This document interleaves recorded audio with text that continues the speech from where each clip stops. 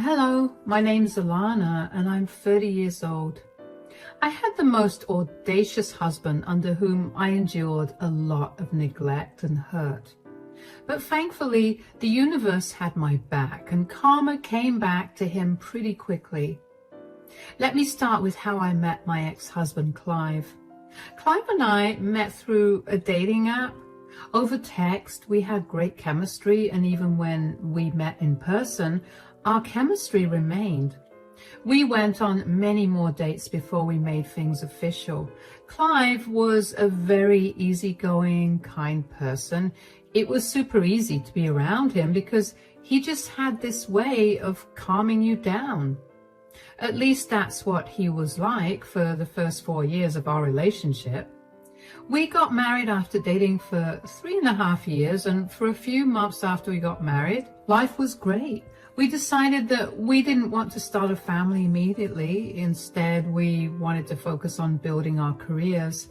Shortly after we got married, Clive applied for a job at one of the best companies in his field in our city, and he managed to land the job.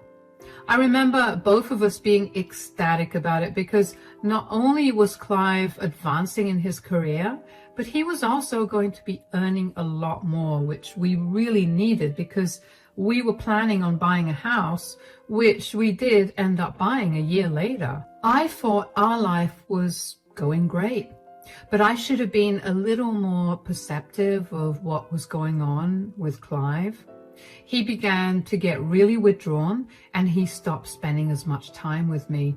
He refused any actions of affection, and when I finally took proper notice of his unusual behavior, I confronted him about it and he simply brushed it off. I figured that Clive was really stressed with work, so I did my best to be as accommodating as possible. I took over a lot more of the housework so Clive could rest up, and I also pulled extra hours at work so that Clive didn't feel too burdened to earn as much as he did. I made sure that I cooked only meals that he liked. And I would put effort into how I looked as well, because I knew he liked it when I got dolled up. I would plan dates for us, and I would find many different ways to make him see that I cared about him and I wanted the best for him. Even so, I noticed that Clive was barely grateful for it. I was beginning to feel really depressed about it because it felt like my relationship was falling apart. I tried on many occasions to get him to tell me what was going on with him, but every single time it would end with us arguing, and eventually it got to a point where even the most normal of conversations would turn into an argument. And I was beginning to dread being around Clive. Even then, I knew that I still loved him and I wanted this phase of our relationship to get done with. And then one day, Clive came back home from work and told me that he had to tell me something. I need to talk to you about something. Yeah? What's wrong? So we had a meeting at work today and our company's trying to expand, so I'm going to be going on a lot of trips because of it. Oh, is this a permanent responsibility or a temporary one? Are they going to be giving you a pay raise or some benefits? Why does that matter? It's part of my responsibility now. It does matter though. We were just discussing that we wanted to start a family since we're doing well financially. If you keep traveling, that will be impossible. I don't want to be pregnant when you're not around, and I don't want to raise a child without you here either. Why do you always have to go against me? Why can't you ever just be happy for me? I am happy for you. I just need some clarity so we can adjust our goals. Why are you getting so defensive? Are you hiding something from me? Hiding? You think I'm lying about this new responsibility of mine? I didn't say that, but since you did just now, are you? Why would I lie about that?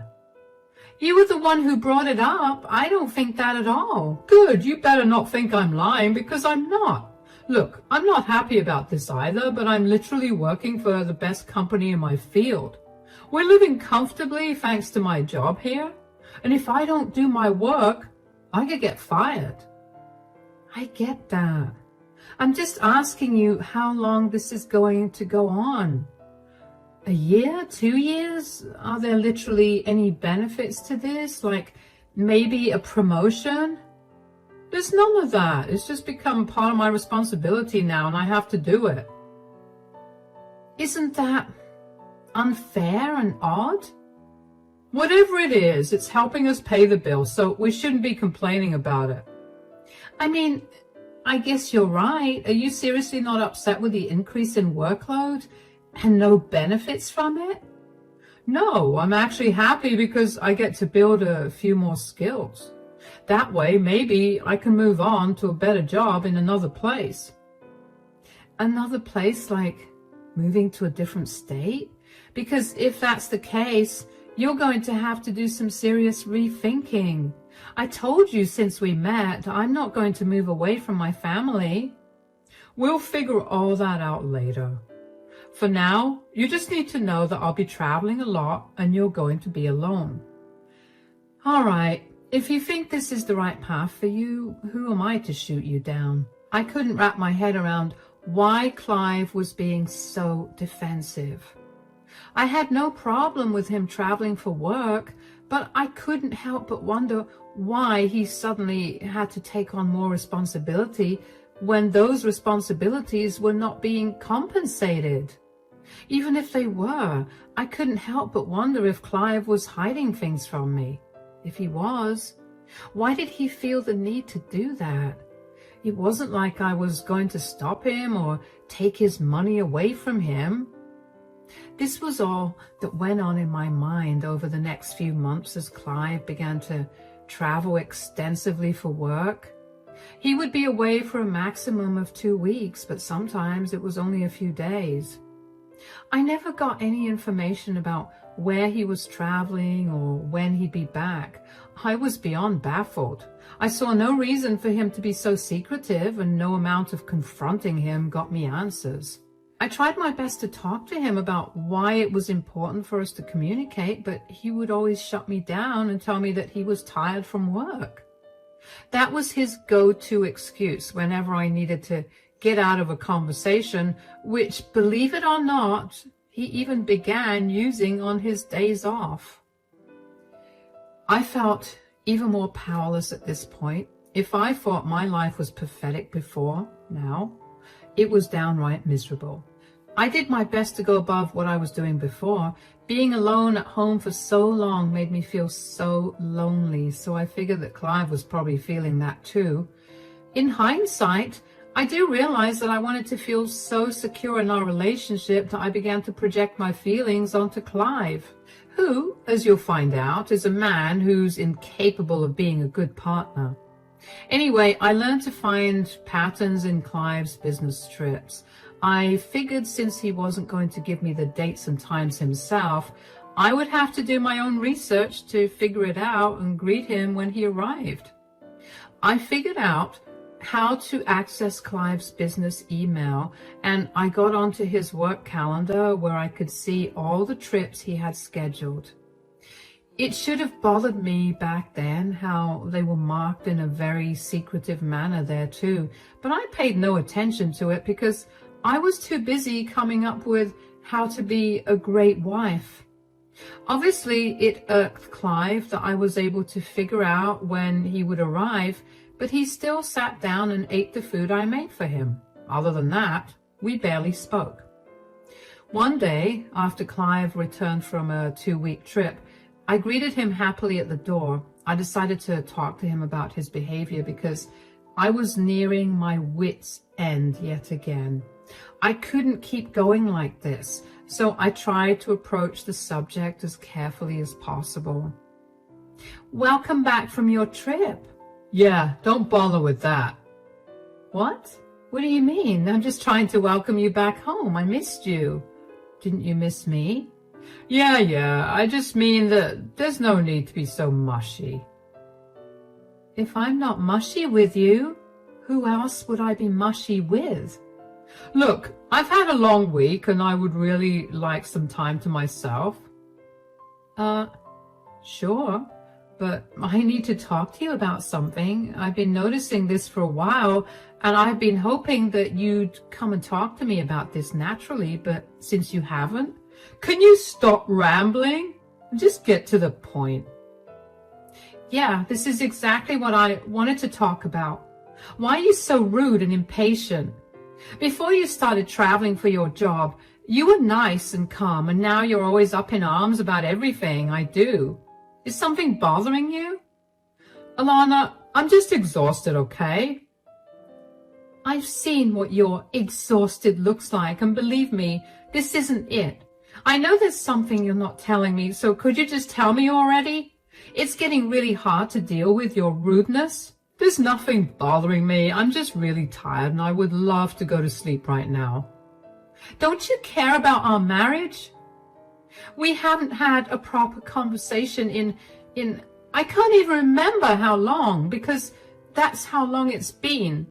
Every time you come back home, you rush to sleep, and then you spend the rest of your days here working extra hours or meeting up with your friends. Do you not care about me at all? My God, do you ever shut up? Is that what you really want? For me to not speak at all? That isn't what I want. I just want you to be a little more understanding of the fact that I have a lot going on with work, and I would like some time to myself. Why am I always supposed to be understanding? Why can't you understand what I'm going through? I'm alone all the time.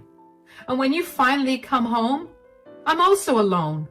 I just want to have a normal conversation with you without you being rude and turning it into a fight.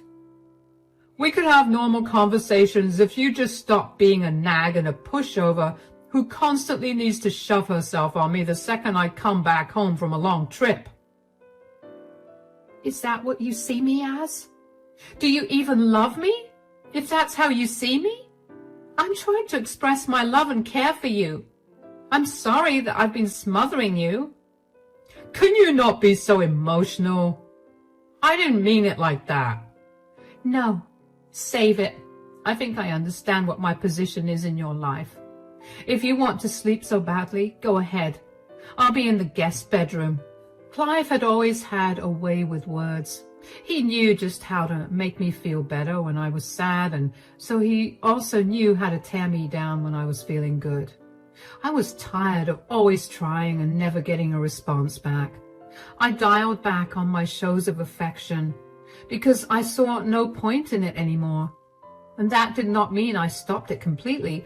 I still tried my best to be a good partner.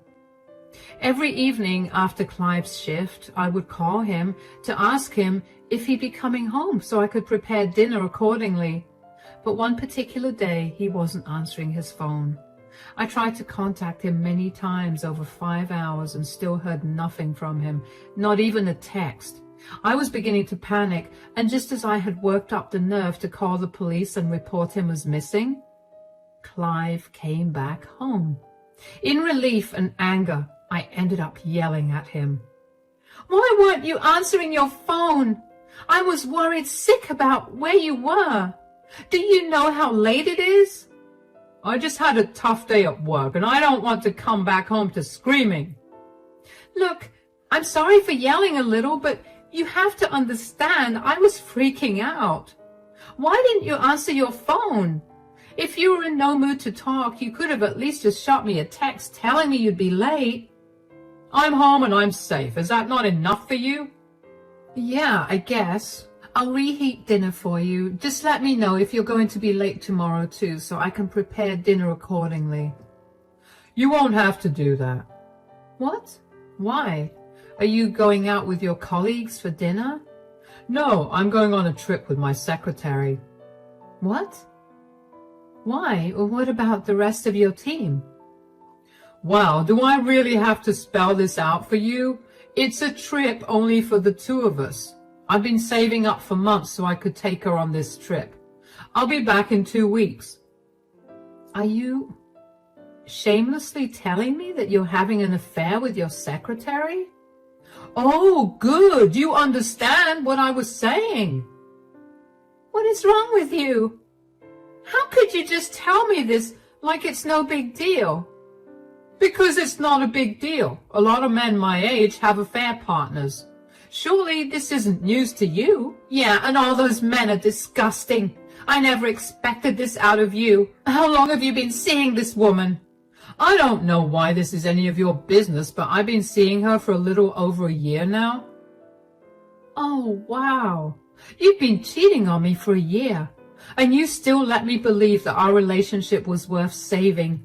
You saw how much effort I was putting into reviving our spark, and you just let me do all that even when you knew that I was never going to get you back. How heartless are you? There's no need to be so dramatic. You just don't satisfy me like you used to, so I looked out for somebody else. If this satisfies you at all, you'll always be the woman I love the most. Candace is young, but she will never have what you and I had. It's a shame that you got annoying, really. Excuse me? Are you hearing how insane you sound? I'm not insane. You're just being too emotional to see reality for what it is. Men get bored of their wives eventually, and they find pleasure in other women. This is how the world works. You need to get on board with this. I can't even look at your face right now. You're a disgusting person. You'll get over it soon. I'll be back in 2 weeks, and I'll be arriving at night, so make sure dinner is ready by then. Do me a favor and never come back. I couldn't care less about your stupid dinner. I went into the guest bedroom and locked the door behind me. I couldn't believe the man I married turned out to be an ugly monster. How could he so casually tell me that he was cheating on me with his secretary? Was I really of no worth to him? Did my efforts do nothing for him? All the time that I had spent crying because of how inadequate and useless I felt as his wife was unnecessary because he had made up his mind. I was worthless to him, so he moved on to someone younger and better. I cried the entire night and I fell asleep only after Clive left the next morning for his trip. When I finally woke up in the afternoon, I felt horrible. I couldn't believe what my life had become, so I called my best friend, who rushed over as soon as she could to support me. She helped me pack all my things up, and I moved in with her temporarily. She was my shoulder to cry on for the rest of the day, and I couldn't have been more grateful for her. The next day, she asked me if I'd be okay with going outside for a walk and then a coffee with some of our mutual friends. I figured I could use some company because being alone with my thoughts was not fun at all. At the coffee shop, at some point, I needed to get myself an extra napkin, so while I was waiting at the counter, someone tapped me on my shoulder. I turned around and found an oddly familiar man. Hi, excuse me, are you by any chance Clive Morrison's wife? Yes, I am. Why? I'm his boss, Heath. I happen to recognize you from the photograph that Clive has on his desk. How are you? Oh, it's nice to meet you. I'm doing good. What about you? I'm great. The hospital you were at must have done some miracle to get you healed so fast. I'm sorry? What do you mean by the hospital I was in? I heard that you were in a serious condition at the hospital. Were you not?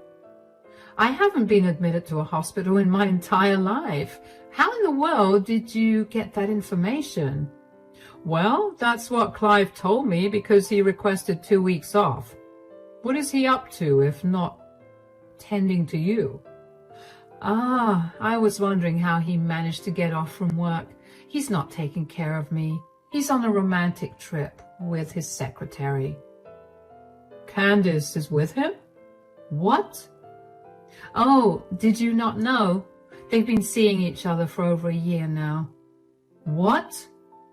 Oh, that would explain a lot. So, have you ever been too sick to do anything? Because Clive's taken off a lot of times in the last year, and so has Candace. I haven't been sick. I can assure you that Clive has never been home once to help me out. Oh, wow. I mean, now that I think about it, I feel so stupid for not thinking that something was off with the way that both of them kept taking off days together. If you don't mind me asking, When did you find out about this relationship of theirs, and are you still with Clive or are you divorced? I only found out about his affair 2 days ago when he came home late from work and decided that was an appropriate time to tell me that he was going on a trip with his secretary. I haven't even had the chance to deal with my emotions, but I will be filing for a divorce tomorrow. Oh my God, I'm so sorry that Clive treated you this way. Not only has he broken several company policies, but he's also treated you beyond disgustingly. I mean, I guess that's what I deserve for putting up with his crappy behavior for years. No, you do not deserve any of this. Look, I will look into what I can do about his job position at the company, but as someone who's had to divorce their cheating spouse, believe me, you need to do that as quickly as possible. Yeah, I will. Thank you. No, thank you for bringing Clive's affair to light, and take care of yourself. And if you find yourself in a tough spot, I'm sure I could find a position for you at my company. Here's my card. Feel free to call whenever you need to. Thank you so much. I'll definitely give you a ring if I need it. At that time, I couldn't wrap my head around the fact that I just happened to run into Clive's boss like that. Because when I think about it right now, the odds of that happening truly are slim to none. At that time, I was just more shocked that Clive's boss was unaware of the affair that was going on under his nose. It made me feel a sick kind of happiness, knowing that I had possibly ruined Clive's life. I also didn't expect to get offered a position at the company that Clive worked at, and if I'm being honest, at that time, I didn't think to take it. Anyway, I waited and waited to hear word from Clive about the loss of his job, but after waiting a whole week, I heard nothing. I decided to forget about that and focus on getting through the divorce. I found a great divorce attorney in my area and I explained my situation to him, and he told me that since I didn't have much concrete proof of the affair, it would be a little hard to fight if Clive chose to contest the divorce. I was not too worried about that because if I considered how he'd been treating me for years, I knew that I meant nothing to him and he was definitely waiting for me to initiate the divorce. Clive got served the divorce papers a day after he arrived back in town. He barely blinked as he signed the papers. He didn't even call me to check if the divorce was legitimate. It hurt that Clive was able to throw me away so easily, but I guess I shouldn't have expected anything more from that man. It took a few months for the divorce to get finalized, and only after a day of it getting finalized, I received a call from Clive. I was just beginning to enjoy myself and my newfound freedom, so to see his name pop up on my phone after months of no contact was jarring. Even though I knew it would be best to decline the call and block his number, I was too curious to hear what he had to say, so I picked up the call. Yes, what do you want? What have you done? What are you talking about? How did you even get in contact with my boss? Did you snoop through my things? No, he happened to recognize me when I was out with my friends at a restaurant. He was surprised to see me doing well since I was supposed to be in the hospital. So you just told him the truth? Why didn't you cover for me? There has got to be a limit to your delusions. Why in the world would I cover for you when you're actively cheating on me right now? You have no idea of the damage that you've caused. I lost my job because of you. I didn't do anything, Clive. You were the one who violated company policies by dating your coworker. This is on you. It's not even just that. I've taken out a loan against my 401k and now I have only 60 days to repay it. First of all, that is not my problem. Secondly, why did you even take out a loan against a 401k? That's just bad financial decision making. Candace is pregnant. She doesn't have the kind of money to afford a child, and I had used my 401k to buy us an apartment. I haven't worked long enough at the company to get my share of what the company put into the 401k. So I'm not going to be getting anything, and I'll be paying out of my own savings which I don't think will last too long because it'll get really hard for me to find another job. Do you realize what you've done to me? I literally didn't do anything to you. I didn't even approach your boss. He was the one who found me, and when he asked me questions, I simply told him what I knew. What were you even going to do with a new apartment and baby? Were you going to leave me like you did on your trip? That was a problem for future me. Looks like the future happened faster than you expected. Do you really not feel for me at all? Don't you love me? My love for you died the day you cheated on me. I dealt with all your crappy treatment for years because I loved you. I supported everything you did, even if I didn't agree with it. You repaid me by finding another woman because I was too boring for you. This is the consequence of your actions. Good luck. Bye. The sheer audacity that Clive had to call me and tell me that I was the reason for his downfall was astounding to me. Also, I was beyond glad that I got out of that relationship in time. I didn't want to be stuck paying any of Clive's loans. I was also really grateful that Heath waited until the divorce was finalized to fire Clive. After Clive's call that day, I rang Heath up and told him about what Clive had said. I also thanked him for waiting until the divorce was finalized. Heath told me that he needed that time to gather evidence of Clive and Candace's relationship as well, so it was no trouble. He told me that there was a position for me open in the company, so if I wanted it, he could conduct an interview with me and I could get the position. He was willing to pay double what I was earning at the company I was working for, so of course I took him up on it. I ended up landing the job with ease, and now I'm living more than comfortably. I found a cute yet spacious flat in a prime area, and I bought it without hesitation to symbolize my new beginning in life. As for Clive, he ended up managing to pay off half the loan he took out and is struggling to find a way to pay off the rest of it. Candace ended up leaving him for a wealthier man, and apparently she's planning to cut off Clive's custody of their child. Clive's family was disgusted by his actions and refused to help him out. His parents were only helping out a little bit financially, but were adamant about not helping him out with his loan. They called me to apologize for his behavior, and I felt really bad that they had more heart to be apologetic than Clive was for his actions. I only know of all of this because Clive would keep texting me updates every week or so. In his head, I was still the villain. He was trying to guilt trip me into taking him back by telling me all about how I ruined his life. Well, if there's anything he should have learned in the many years we were together, it's that if I have my heart set on something, there's nothing that will change my mind. It was one thing for Clive to cheat on me, but for him to so openly tell me about it with no remorse and treat me like I was nothing to him only made him seem like a monster in my mind. I didn't want anything more to do with that man.